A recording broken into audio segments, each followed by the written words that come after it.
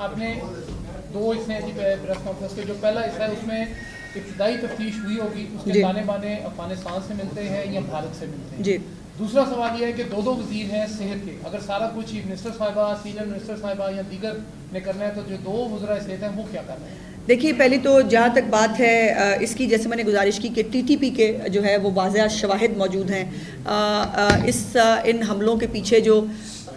रमज़ानुल मुबारक में भी थे और उसके बाद जो कल भी हुआ, ये तो वो मौजूद है। और टीटीपी जो है उनके बहुत सारे ग्रुप्स हैं और बहुत सारे ग्रुपों के बहुत सारे लोगों के साथ ताल्लुकात हैं। जो देखिए, चीफ मिनिस्टर जो है उन्होंने यकीनन मिनिस्टर्स उनके मौजूद हैं, लेकिन उनकी जो एज ए चीफ मिनिस्टर वो अपने ऊपर जिम्मेदारी महसूस करती है, ख़ास तौर पर सेहत के हवाले से। सेहत के ऊपर उनकी एक ज़्यादा बड़ा फोकस हमेशा रहा है कि वो हमेशा कहती होती हैं कि बाकी कोई चीज़ किसी को मिले ना मिले, किसी की जान जाने का अंदेशा नहीं है। दवाई और अस्पताल एक ऐसी जगह है कि जहाँ पे किसी की जान जा सकती है, तो वो अपनी जिम्मेदारी को पूरा करती हैं। वो पढ़ी लिखी रिपोर्टें, जो बताई गई रिपोर्टें, उनके ऊपर बिलीव नहीं करती, वो खुद जाके आपने खत्म कर दी। खान और मियां वाली, हाँ जी, ये दो ऐसे सूबों के बॉर्डर्स हैं जहां पर मुतअद्दिद बार हमले हुए हैं और दोनों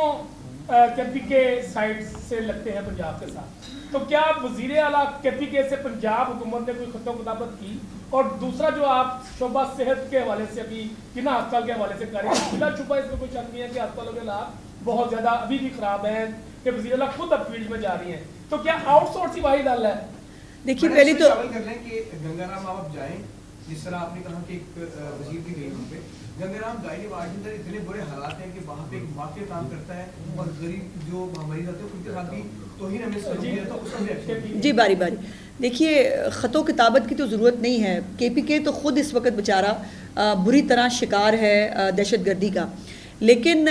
मुझे अफसोस और हैरत ये होती है कि आपने कभी केपीके की गवर्नमेंट को, उनके चीफ मिनिस्टर को कभी अमनो अमान पे कोई ब्रीफिंग लेते देखा हो? कभी आपने जो है वो उनको कोई जो है वो कहीं पर ख़ुद जाकर मामलात को देखने की कोशिश की हो? और फिर 600 अरब रुपया उनको जो है अपने, ये केपीके की हुकूमत जो उनको इतने 12 साल से हो गई है, उनको 600 अरब रुपया मिला है पुलिस को स्ट्रेंथन करने के लिए सीटीडी की मद में, वो कहाँ गया है? उनके आज भी जो लोग हैं बेचारे, हमारे खैबर पख्तूनख्वा के जो पुलिस के एहलकार हैं, बेचारे निहत्ते लड़के शहीद हो रहे होते हैं। तो ये फ़र्क है प्रायोरिटीज़ के अंदर। और जैसे मैंने कहा कि अगर चीफ मिनिस्टर साहिबा ने भी पंजाब पुलिस को सीटीडी को इक्विप ना किया होता, अगर उनको ये नाइट विजन कैमराज, अगर उनको बख्तरबंद गाड़ियाँ, अगर उनको जो है ये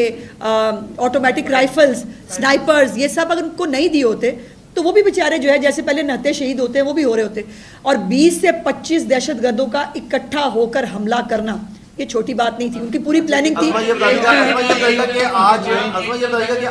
जो है किसानों ने एक प्रेस कॉन्फ्रेंस की, आज इस पे रहते हैं, आज इस पे रहते हैं,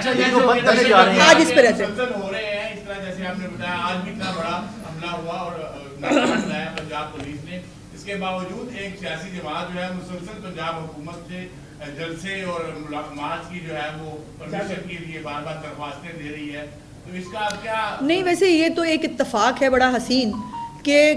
कभी ना पीटीआई के बारे में कोई थ्रेट अलर्ट आती है, ना कभी उनके किसी बंदे पे कोई, कभी अल्लाह करे सबको अल्लाह महफूज रखे, कोई थ्रेट, कोई मतलब कोई चीज़ नहीं होती। तो उनकी तो मतलब इसीलिए तो वो तालिबान के भाई हैं ना, और इसीलिए वो उनके ख़िलाफ़ कभी आपको बोलते हुए, कभी आपको स्टैंड लेते हुए नहीं दिखते हैं। तो अपनी अपनी प्रायोरिटीज़ हैं। पाकिस्तान हमारा मुल्क है, इसकी हिफाजत करना, तमाम सूबाई हुकूमतें अमन व अमान की सूरत हाल बरकरार रखना उनकी ज़िम्मेदारी है। और जैसे मैंने कहा कि और 21 रमज़ान के प्रोसेशन से पहले पिंडी के अंदर से भी दहशतगर्द पकड़े गए थे, लाहौर से भी दहशतगर्द पकड़े गए थे, और ये बाकायदा सीटीडी का इदारा जो अपनी फुल फ्लेज कैपेसिटी पे इस वक्त काम कर रहा है, उनकी जो इंफॉर्मेशन उनके पास होती है उससे यकीनन हमें फ़ायदा होता है। और जो लोग दहशतगर्द पकड़े गए हैं इन 21 रमज़ान के सेशन से पहले,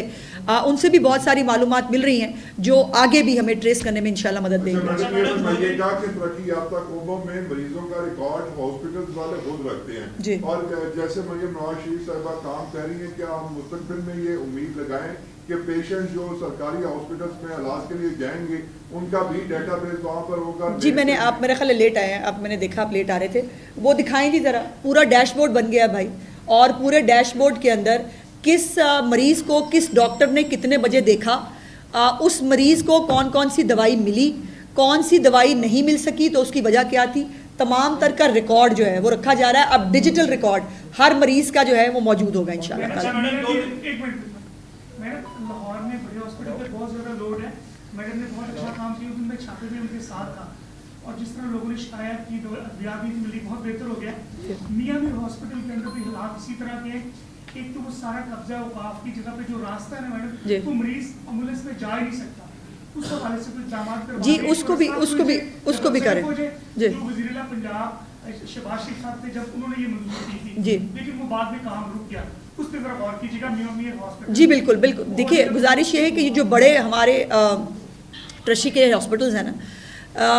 यहाँ पर यकीनन लोड सबसे ज़्यादा होता है, इसमें कोई दूसरी राय नहीं, लेकिन इस लोड मैनेजमेंट की वजह से ही हमने जो मरियम नवाज़ हेल्थ क्लिनिक्स बनाए हैं हर एक BHU के अंदर, जिसको खुद डॉक्टर्स ऑपरेट कर रहे हैं, जहाँ पर इस वक्त अल्हम्दुलिल्लाह 96% जो है उनका परफॉर्मेंस रेट है, वो